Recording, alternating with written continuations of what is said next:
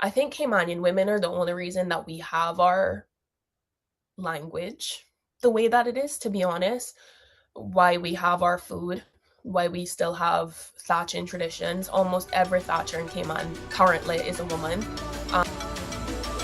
Wagwan, everybody. Welcome to the Dis Affamie History podcast, where we'll be speaking about history and as well family history and how history relates in terms of Caribbean people for the present as well as in the past, and how in the past what that does and brings forth for what we are going through at present and what we can learn from our history, from our family, and take that moving forward. So I do hope you enjoy the podcast. And if you like it, please ensure to subscribe, like, and review. Thank you. And thank you so much, Alyssa Gilbert, for coming on to the podcast, Disaffamy History, and to talk about the Cayman Heritage Guide and why you decided to create this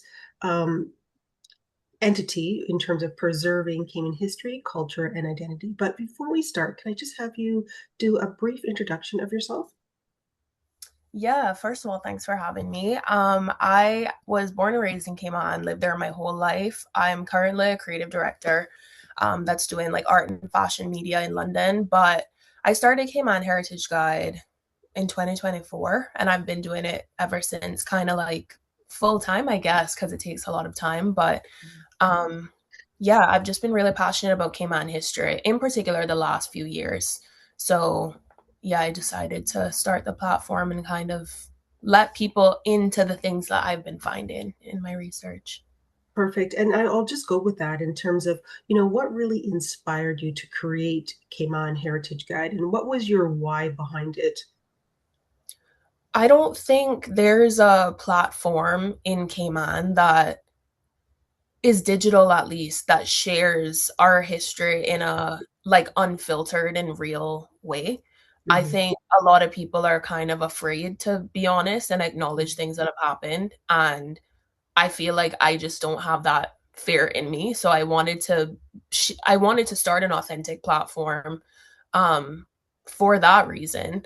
And also I felt like a lot of people in Cayman weren't there was a lot of like excuses being thrown around of why people aren't interested in our culture, why you can't access our culture, etc. And I just felt like, okay, well, if no one's going to go out and look for it, then maybe I can bring it to people. Maybe there's a way that I can make it digestible or screenshotable or easily understandable for people. And maybe that would take away the excuses. Or maybe it's a matter of like accessibility to Mhm. these things. Like maybe people just don't even know because it's not in our education. So maybe people just don't even know. So I was like, let me just build a platform, bring it to people, have it online. They can access it for free on Instagram, on YouTube. They can learn from it, learn tutorials from it. And yeah, I just went from there. Oh, that's wonderful. And, what does heritage mean to you, Alyssa, personally as a Caymanian? I feel like Caymanians, in particular, generational Caymanians, are a puzzle. And I think all of the pieces that put us together is our heritage.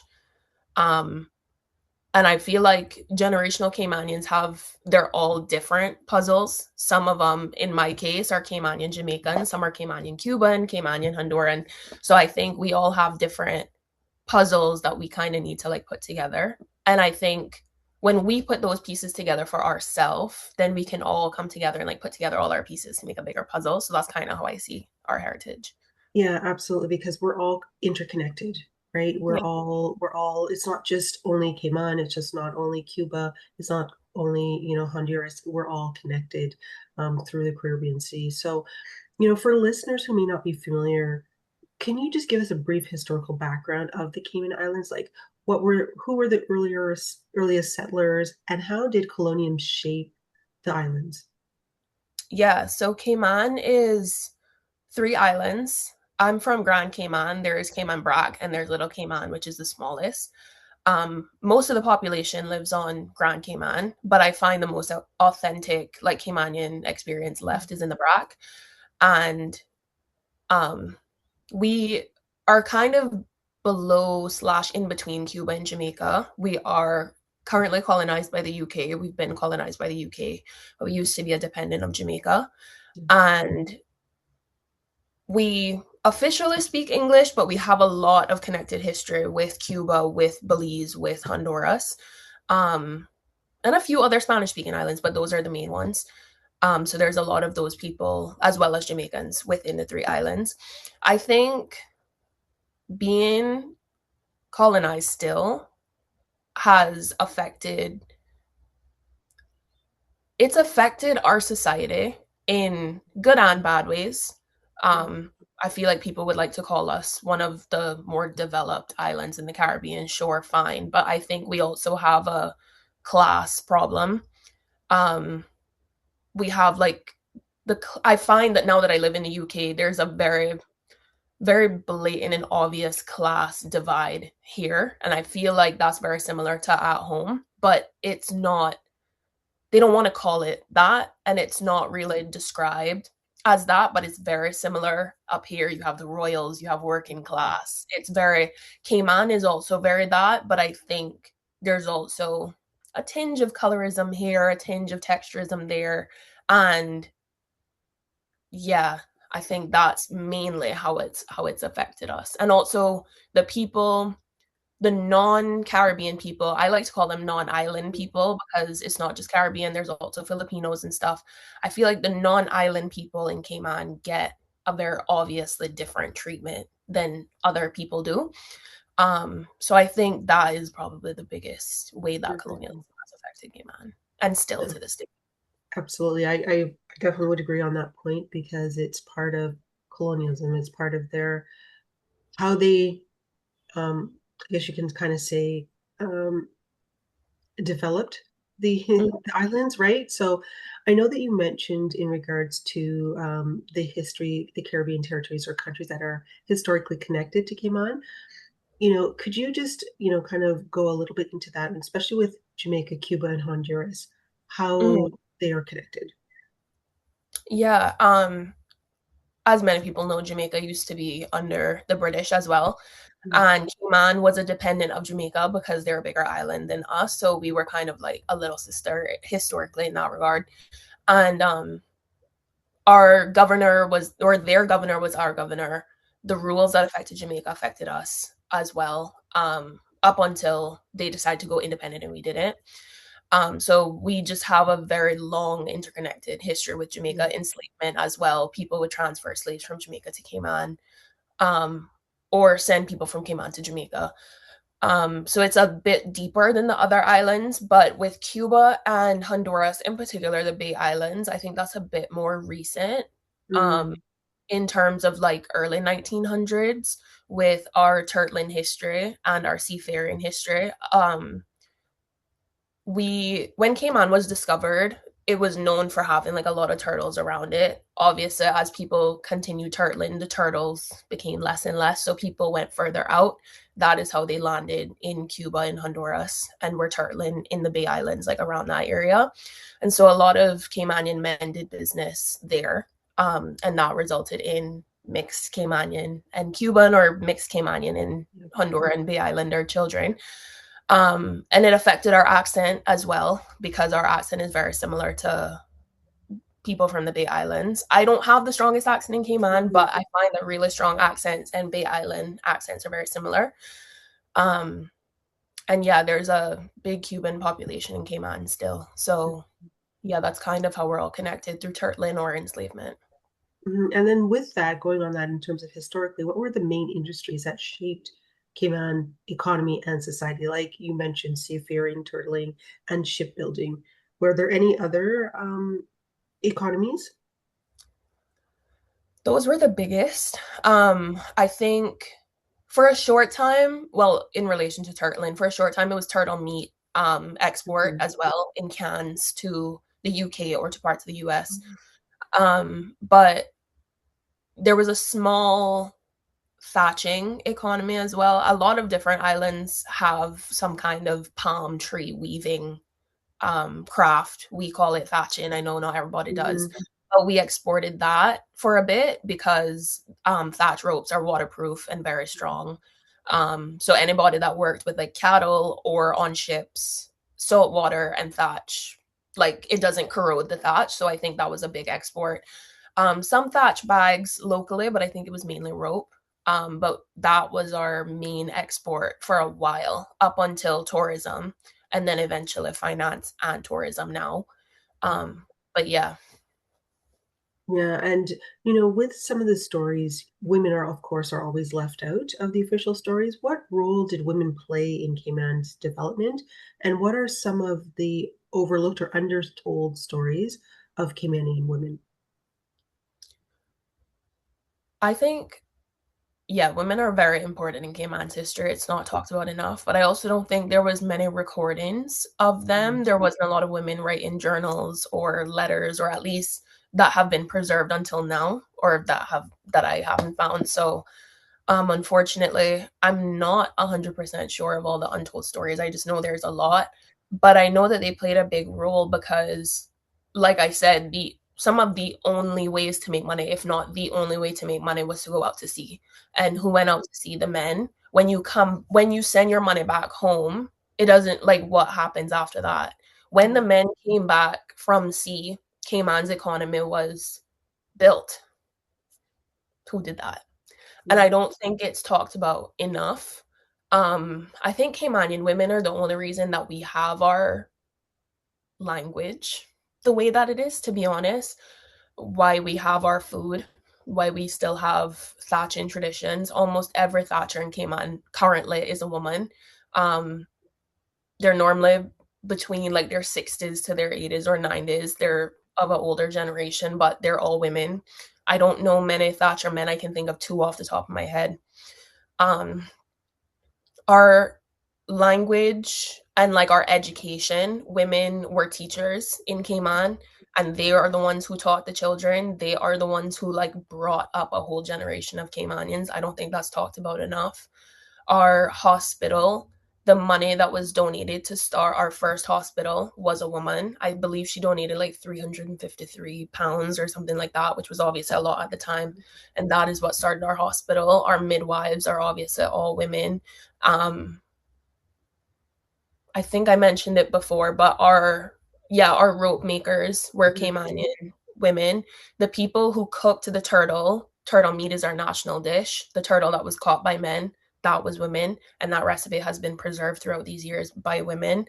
Um, there's so many things. Mhm. So many. Yeah. Our national song is written by a woman, so I think we just don't talk about them. And it in Cayman, it's like we kind of know that they did all these things, but Mhm. also nobody gives them credit for it. Yes. I don't I don't know, but Yeah, yeah. those are one of the challenges, especially when you're either researching or just trying to find information. And I guess that's why you've created this whole platform. And then I guess, I Yeah. know that you've engaged in some archival research.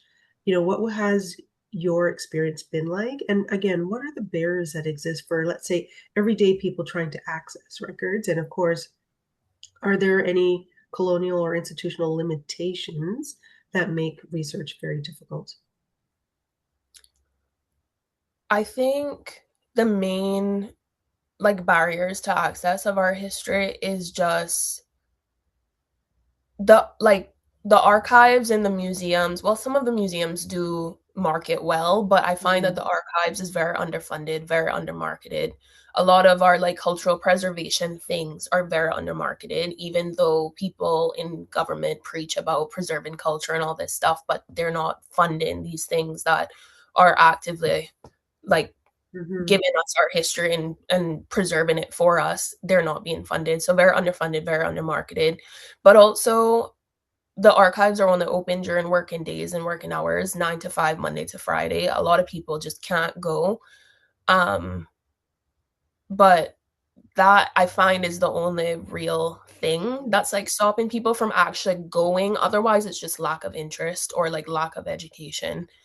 Um, from my experience, I have found it very liberating to Mhm. look through like the history in our archives and stuff. Not just my Caymanian history, my Jamaican history as well, but it's just been very like liberating, and being connected to all of these people who have achieved such like great things has made my pride for my country even more. I find that Cayman, and I could get in trouble for saying it, but I think Cayman is one of the least prideful Caribbean countries, to be very honest. And I don't know where that comes from, but I assume that part of it is because there is not this like deep connection to history.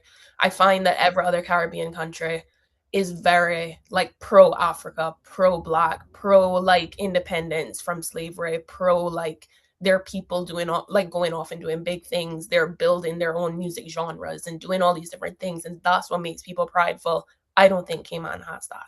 And I have found looking through the archives and like history and research and stuff very, very liberating in that way, and has made me like not ashamed, for lack of a better word. I think that's a big word, but just a lot more proud to be from where I'm from. Uncles that are seafarers, grandparents that are seafarers, grandmothers that are thatchers and teachers. Like that literally came on was nothing but a dirt road and some donkeys, you know, and now Mhm. it's so I think that's very, Yeah. yeah, very Yeah. So nice. you just end up knowing more so not only of your country but of yourself, of your heritage, Yeah, and it just really grounds you in terms of who you are. And I yeah. guess, going on that, like, would you say that it is very important that people do, maybe they may not necessarily have to do genealogical research, but some sort of, discussions in regard to helping them Caymans connect with their ancestry? I think, yeah, it's very important. And you don't have to go far back. I think Hmm. people think like genealogical stuff like years and years ago. As a mixed society, we don't actually have that like privilege of going far back. All you need to look at is your great grandmother, really. A lot of them are still alive because Caymanians had kids very young. Hmm. A lot of people's great great grandparents are still alive. Like, I think when you look as far back as just that, like you'll find a lot, a grand uncle or somebody. Like, I find that Cayman's history has existed for a long time, but I feel like it really started to pick up and like get somewhere in like the early 1900s. Hmm. That's very recent. A Yeah. lot of these people are still around. I feel like that's really as far as you have to look.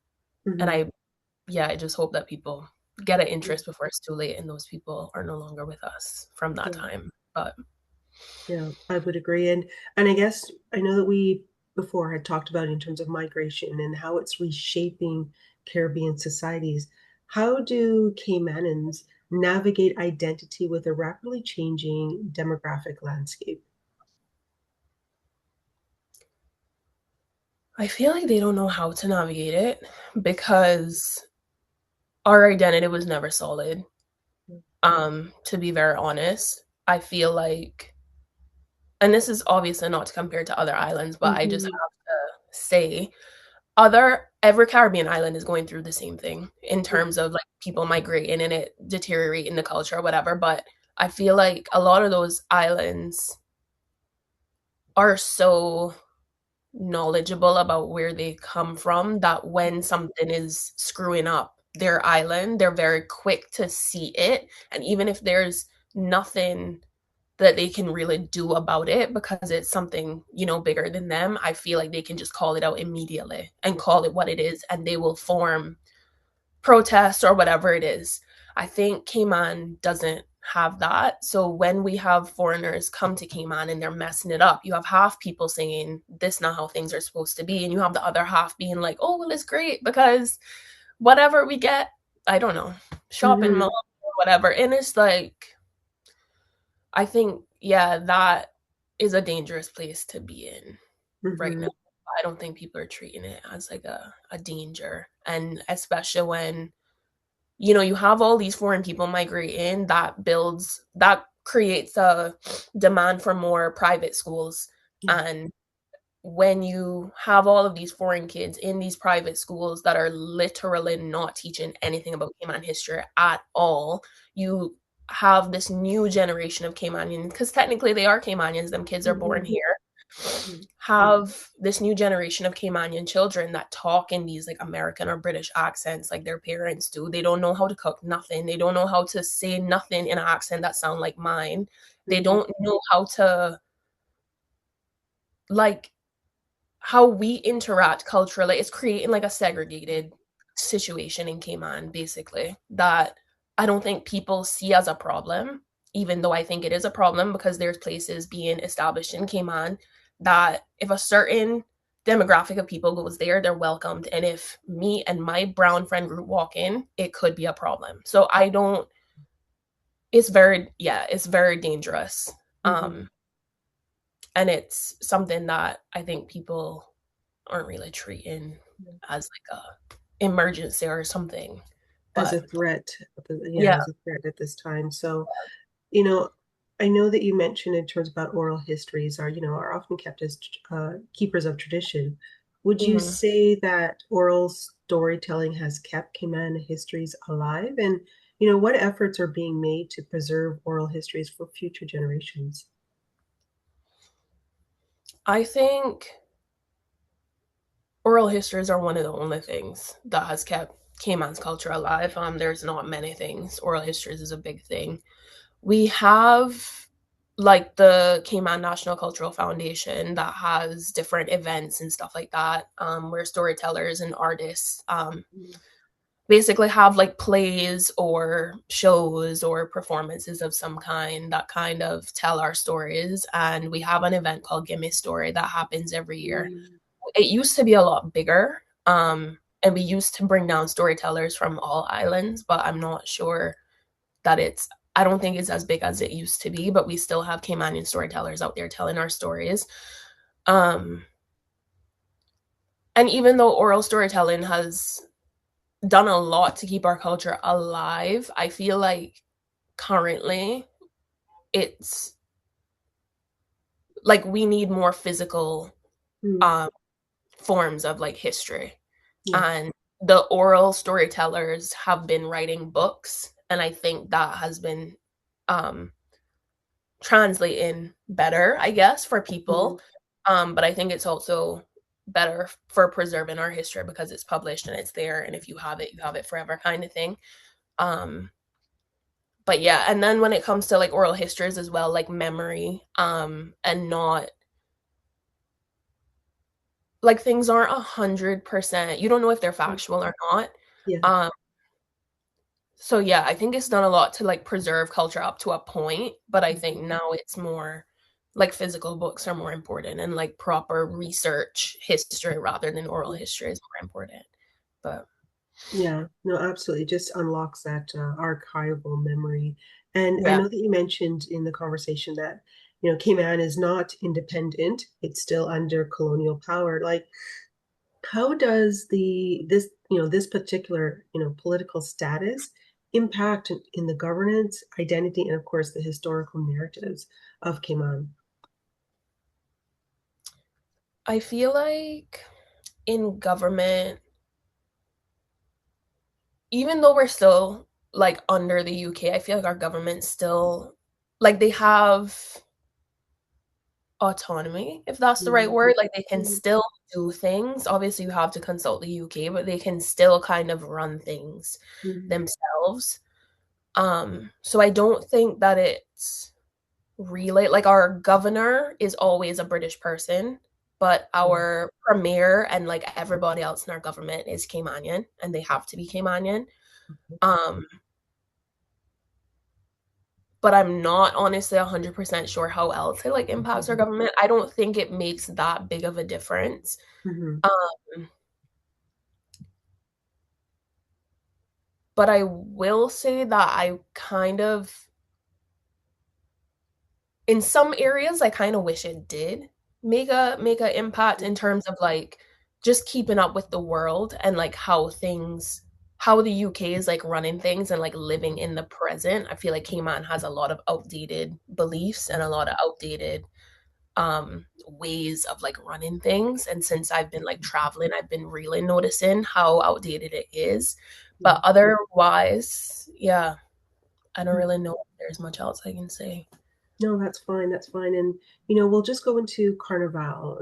Is it still active and, of course, very important part of Cayman's cultural expression? Like, how has it evolved over time?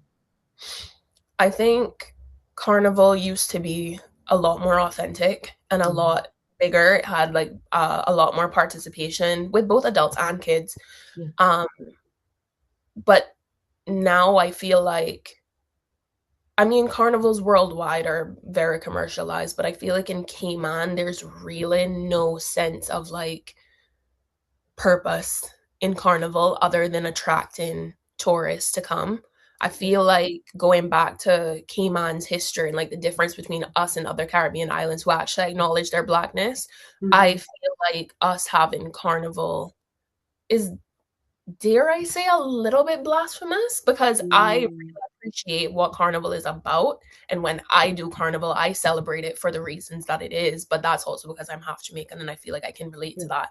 But I feel like Caymanians don't necessarily feel that. Some do, not Yeah. all of them do. And I feel like our carnival, the times of year that we have carnival is literally for like a tourist kind of thing. We could have carnival after Emancipation Day. We could have carnival on Cayman Thanksgiving. We could have carnival on like certain times that make sense. But I feel like we don't, so we're not, what are we celebrating? Um our carnival has been, our original carnival from the 1980s was Badabanu, and it Mm. still exists to this day, but there was a new carnival that came up called Caymas, and so Cayman ended up having two separate carnivals for the last, I don't even know how long, but since maybe COVID, like a little bit before COVID Mhm. until now, and it's only this year that they decided to join together and have one carnival. Nobody knows how long it's gonna last. It was a very last minute decision on both, like both chair people from both Mhm. carnivals. And I just feel like I love carnival, but yeah, I just feel like if Cayman doesn't have like a specific reason or timing or whatever for it, I think it would be great for long weekend Emancipation Day because we actually be celebrating something. Or our Cayman Thanksgiving is, I believe it's the first Sunday of December or something. It's in the first week of December, but it's to celebrate the end of hurricane season. And I feel like we could also have it then because we're actively celebrating something that has purpose, if that makes Yes. sense. But Yeah. um yeah, I feel like Mhm. Cayman Carnival isn't as central to our culture as other islands. Yeah. And now we're just going to talk about language because I know you mentioned it a couple of times before in this discussion. Is, what are the challenges that exist in preserving, of course, honoring the local dialect in face of globalization with all of people migrating into Cayman? Our language is one of the only things that's like uniquely us. Um we our culture is blended with so many different islands, as I mentioned already, Mhm. Jamaica, Cuba, Honduras, Belize, etc. I feel like our language is really one of the maybe five things, probably three things that are very specific to us and our culture. And the like colonialism kind of comes back into play of like and migration from these other people, Mhm. the proximity to whiteness and like white approval and like talking proper and sounding educated, sounding like you're on the same level as whoever. Um and it's just getting like really watered down and Mhm. kind of sad to see because people didn't like, I believe that Caymanian accent should be as identifiable as any other Caribbean island. Unfortunately, they're not. You Yeah. can meet five Caymanians today and all of them talk differently. Mhm. And I think that that's like really sad. Um and then there's also the argument of, people I have conversations with at home all the time of like, oh, well, just because I don't sound like you, does that mean that I'm not Caymanian? Mm. And like, there's a lot of that identity conversation happening in Cayman, especially in creative spaces, of what, like Cayman to me, our society currently is like a bunch of mixed children trying to figure out what our identity is. And our language is a big part of that. Mhm. Our skin tones are a big part of that. And like, yeah, I just think that our language should be taught like every other English Yeah. um in schools. There's Caymanian English and there's English. And I feel Yes. like both should be taught alongside each other. One not labeled as proper and one not labeled as whatever. Just teach both of Mm, them. I feel like kids who grow up in public schools end up having an accent, and people who go to private schools do not. And I also think that is something that people kind of need to clock and address within mhm, Cayman. It's very obvious why mm. that is.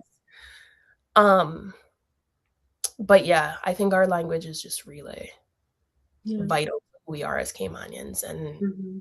people aren't really seeing that, Yeah, like the no, importance it's of that. definitely central to identity. So, you lose that and you start losing a lot of things. So, and then Yeah. the other thing as well that I wanted to mention is again the conversations around hair texture and of course Mhm. identity, which can be, deeply layered in a lot of Caribbean societies. Now, do you think that, hair texture still creates division today? And of course, how does this go back to colonial legacy influences about beauty standards and belonging in Cayman? I think that it goes back to like colonial legacies of people being mixed Mm, and having this proximity to the master or the person who runs this house, or being in a certain room in the house that other people are not in, and having outsider, I don't know how to explain it, but it's kind of mhm, like being born into enslavement versus get enslaved from somewhere else. And like being born into it, you have that mixture, you have that like certain look or privilege or whatever it is, and you get these foreigners with a curlier hair texture or whatever and darker skin, and you label yourself as above them. It's mm, kind of that kind of thing. I also think that even though our blending of heritage and culture with like other countries has been great, yeah, I think that's also a big part of our texturism. Obviously, um people from Cuba or people from Bay Islands or Honduras or wherever they're from have a looser hair texture than some of us with like African ancestors. I think that's very obviously preferred um in Cayman, and particularly in relationships and who people like procreate with. I think that's a very big thing that people have on their list in Cayman to like check off of like, does this person have like nappy hair or do they have good hair? And there's constant, if you read the Cayman dictionary, there's a lot of words that we used to say that people still say that talk about hair texture in a bad way. Picky hair, nappy hair, tough hair, wire hair, whatever it is, like, and it stayed in our society and it's used to tease people in school, but like it really has like an effect. And I don't think it affects Caymanians publicly, but I mm, think privately it does. So like in work and like in one-to-ones with HR, in relationships, in like one or one and two people settings, but not in like a group. In a group, nobody really cares. Like people have dreads, people have their hair out, people have straight hair, people wear wigs, whatever, extensions, braids, blah blah blah. And in our society, it doesn't matter. You have people in good positions that have their hair in like they have different types of hair, mhm, but there's I don't even know if I'm making any sense, but there's an undertone of like if I'm a news anchor on TV, for example, my hair needs to be slicked down and mm, it needs to look put together for me to be on TV. If I'm a lawyer and I have dreads, I need to make sure my dreads are slicked back in a like bun or tam or whatever it is because I need to look presentable. So like people have different hair textures and it's not really a public conversation, but like subconsciously in their mind, if they're going to a job or they're going to a certain thing, they need to make sure that they look presentable. Where does that concept come from? I think it's very like colonialism, mhm. obviously. Um, but yeah. No, thank you for that, because it is definitely very layered and very definitely complex in a lot of ways.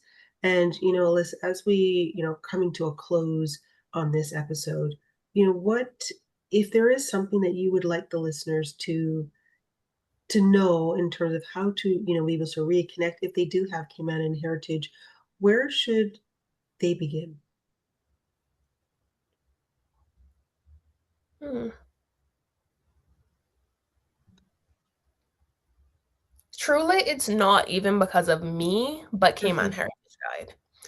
I feel like there's truly no there's like no other platform. There really is no other platform that explains our history, that talks about different parts of our history. I feel like everything online is just visuals or myths or simple stories. Cayman is, I don't know, was called Las Tortugas because it had a lot of turtles. Oh, we're like Hmm. sibling of Jamaica. Like it's very Yeah. like preschool education level. And we don't really talk on enslavement. We really do not talk on like Yeah. colonialism and how that has affected Cayman. We don't talk about like current brainwashing in our society today that like is very detrimental actually to um like young Caymanians and just like the future of Cayman and whatever. It's very dangerous.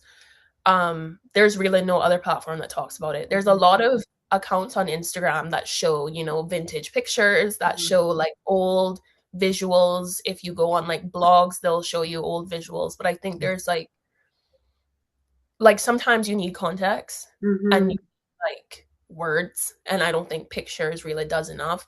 Outside of Cayman Heritage Guide, though, I feel like just looking for like Cayman books, but that is something that you need to do. It's not Hmm. something that just comes to you the way that I tried to make Cayman Heritage Guide. So like I even when I build my archive now, I go through eBay, I go through secondhand bookstores, and I'm constantly like digging and digging, digging. And I don't even know what I'm looking for half the time. I'm just looking for something that says Cayman or Jamaica and trying to see if I can like dig my way through there. So yeah, truly it's hard. It's hard to find. Other than that, I think maybe National Gallery of Cayman. They have a few like it's a little more modern, but they have a bit of history on there, or like Hmm. Cayman National Cultural Foundation. Um, but yeah, even like I said, even the archives isn't really marketed, so they're not Hmm. really easiest to find. Um, but yeah. No, absolutely. Because I mean, I will definitely make sure to link your heritage guide in the show notes as well, so people can be able to connect and reconnect with it. Because I know from what I've seen and just on Instagram as well, it's just you're just pushing out that information so people have it, and it is in a way that it is digestible, that people can be able to interact and learn from it. So I definitely will indicate that. But I just wanted to say thank you so much for coming on to the podcast and be able to speak about this, because again, these are a lot of narratives that are just not spoken about, and that's even more dangerous than anything else, because when it's not spoken of, it's not heard of, and nobody remembers. Yeah, definitely. And I feel like that's been the case with Cayman for a while. I feel like some people know of Cayman through false narratives or the tax haven statements Hmm. in Hollywood Yes. films or whatever. But people don't really consider it like a Caribbean island, and people don't I feel like people who visit do not consider the fact that people are actually born and raised here and they have to deal with this every day and have to like live this every day. Um I feel like people meet Caymanians all the time but have never heard an accent before. Hmm. Um, Yeah, I don't think or you have a lot of Jamaicans and like Jamaican diaspora spread around the world that don't even know that Cayman was connected to Jamaica for literally hundreds of years prior to them going independent. Like there's so many Hmm. like things about Cayman that I feel like are unique or that should be known, or general Caribbean knowledge as a whole, but I feel like in terms of like like Caribbean history as a whole in the Caribbean narrative, we're very not included in that. Some of it's our own doing, but some of it is just like we're literally not included. So Yeah. I feel like Cayman could, like, I don't want Cayman to be erased, but I think an even bigger risk is like generational Caymanians being erased, and like people who their parents are Caymanian, grandparents are Caymanian, great grandparents are Caymanian, like mine. I feel like we're a very endangered Yeah. species, the same way that Native Americans and Aboriginals and everybody else is. I feel like we kind of sit in that. So I kind of wanted like to just share we Mhm. exist and we're alive and we're Yeah. tired and we're over it. Yeah. No, thank you so much, Alyssa. I really appreciate your time for coming on. So thank Having you. me. Hoped you enjoyed this episode, and if you did, please make sure to like, follow, subscribe, and write a review for the episode wherever you listen to your podcast. Thank you.